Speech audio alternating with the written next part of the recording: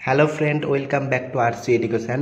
তো আজকে চলে এসেছি আবার একটা নতুন আপডেট নিয়ে বর্ধমান ইউনিভার্সিটির ডিস্ট্যান্সে যারা ভর্তি হতে চাও তাদের জন্য। তো চলো, তোমরা প্রথমেই ডিস্ট্যান্সের বর্ধমান ইউনিভার্সিটি ডিডিই বলে টাইপ করবে। দেখো আমি টাইপ করছি বর্ধমান ইউনিভার্সিটি ডিডিই ডিস্ট্যান্স এডুকেশন। তোমরা এখানে টাইপ করবে। এখানে প্রথম অপশানটা centre of distance and online education, এখানে ক্লিক করবে। এখানে ক্লিক করলে দেখো তোমাদের সম্পূর্ণটা ডিটেলস বেরিয়ে আসবে। এখনও অ্যাডমিশান শুরু হয়নি, অ্যাডমিশান শুরু হলে অবশ্যই আমি তোমাদেরকে আপডেট দিয়ে দেবো। দেখো এখানে দেখো পিজি অ্যাডমিশান 23-25 সেশন, এখানে চলে আসবে তোমাদের 24-26 হয়ে যাবে।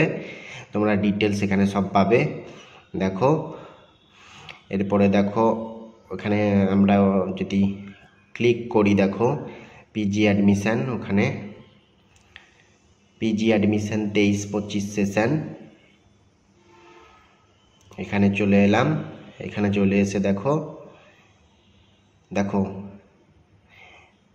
এখানে দেখো লেখা আছে, দেখো instruction of the admission, instruction for the admission, এখানে ডাউনলোড করবে। ডাউনলোড করে দেখো তোমাদের ডিটেলসটা বেরিয়ে যাবে সব। তোমরা দেখো আমার ডাউনলোড করা আছে।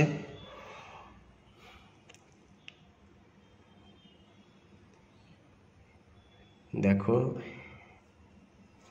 আমার নেটটা একটু স্লো চলছে, তাই একটু দেরি হচ্ছে।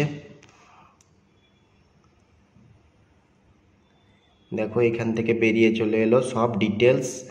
দেখো এখানে এখানে কিন্তু তোমরা একটা সাবজেক্টে শুধুমাত্র এমএসসি করতে পারবে, কম্পিউটার সায়েন্স, আর বাকি সব এমএ করতে পারবে, ঠিক আছে। আপাতত তোমার এমএসসি ম্যাথামেটিক্সটা বন্ধ আছে, ইউজিসি সেটাতে অ্যাপ্লিকেশান দেয়নি, আর বিএডটাও বন্ধ আছে। তোমরা এখানে এমএতে ভর্তি হতে পারবে আর একটা এমএসসি সাবজেক্টে ভর্তি হতে পারবে। তোমাদের কি কত টাকা খরচ সব এখানে ডিটেলস লেখা আছে। রেজিস্ট্রেশন করতে 500 টাকা লাগবে, আর তোমাদের কত টাকা খরচ, কি যোগ্যতা, সব ডিটেলস আছে,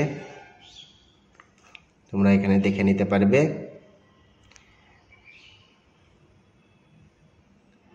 দেখো একটু নিচের দিকে নামিয়ে আমি যদি দেখি কি সাবজেক্ট, দেখো এম এর মধ্যে দেখো বেঙ্গলি, হিস্ট্রি, ফিলোসফি, ইংলিশ, সংস্কৃত, আর তোমার এমএসসি হচ্ছে কম্পিউটার সায়েন্স, এটা ইংলিশেই কিন্তু তোমাদেরকে পরীক্ষা দিতে হবে। আর বাকিগুলো কিন্তু তোমরা বেঙ্গলি ইংলিশ দুটো মিলেই পরীক্ষা দিতে পারো।